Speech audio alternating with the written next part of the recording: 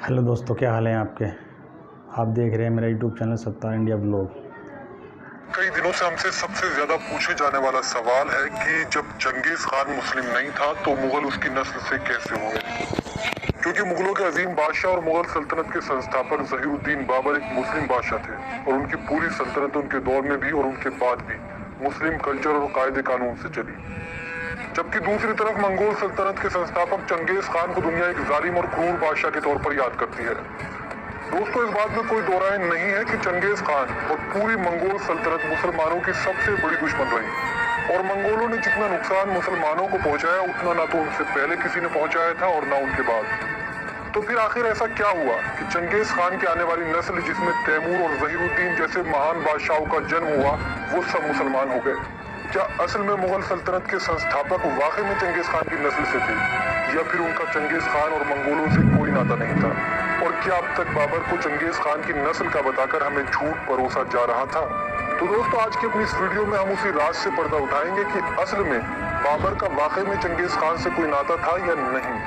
Genghis Khan का जन्म सन 1162 के आसपास आधुनिक मंगोलिया में हुआ था। असल में उसका असली नाम चंगेज खान नहीं बल्कि तैमुजिन था। चंगेज खान तो सिर्फ एक उपाधि या टाइटल था जिससे उसे नवाजा गया था। 13वीं सदी की शुरुआत में चंगेज खान ने दुनिया पर वो कहर ढाया कि जिसके बारे में शायद ही किसी ने सोचा होगा। कहते हैं वो जहाँ जाता और जिस शहर पर हमला करता वहाँ इंसान तो इंसान किसी जानवर को भी जिंदा नहीं छोड़ता।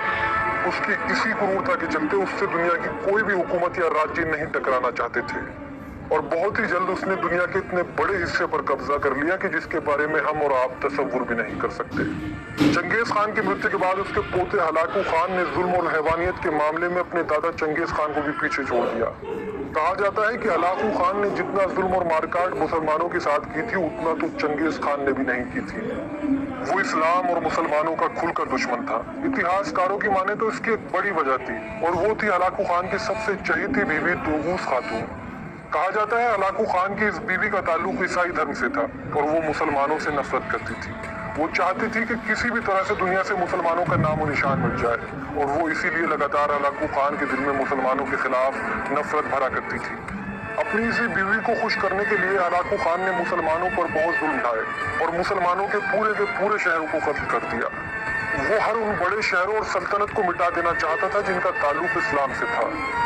दोस्तों, उस वक्त इराक का बगदाद शहर काफी डेवलप्ड और शक्तिशाली शहर हुआ करता था जिस पर हलाकू खान ने हमला किया था। कहा जाता है बगदाद में हलाकू खान ने सिर्फ 10 से 12 दिन में 10 लाख से ज्यादा मुसलमानों को कत्ल कर दिया था और लाखों लोगों को कैद कर लिया था।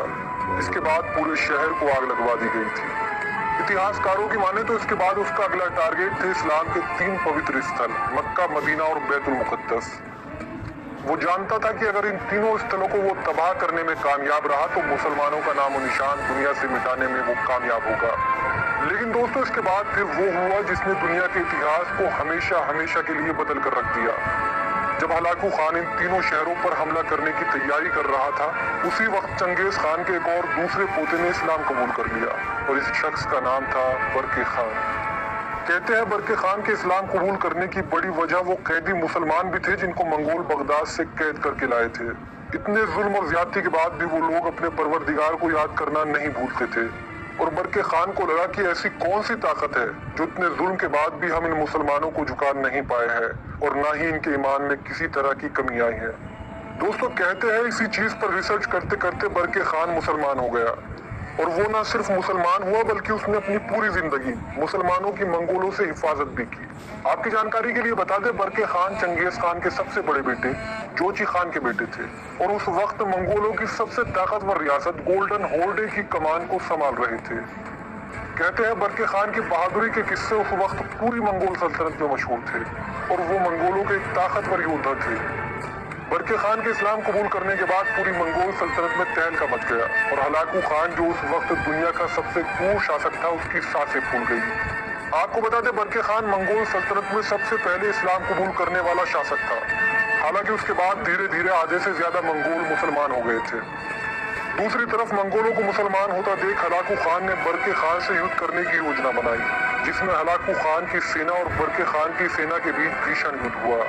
इस युद्ध में बरके खान ने न सिर्फ हलाकू खान जैसे क्रूर शासक को हराया, बल्कि हलाकू अपनी मौत के डर से इस जंग को बीच में छोड़कर वहां से भाग भी गया। दोस्तों, कहते हैं बरके खान के मुसलमान बनने के बाद मंगोलों की कभी मुसलमानों पर जुल्म करने की हिम्मत नहीं हुई, और जब तक वो जिंदा रहा उसने मुसलमानों की हिफाजत की। आपको जानकर शायद हैरानी होगी, भारत में मुगल सल्तनत की स्थापना करने वाले ज़हीरुद्दीन बाबर भी उसी बरके खान की नस्ल में से थे। आपकी जान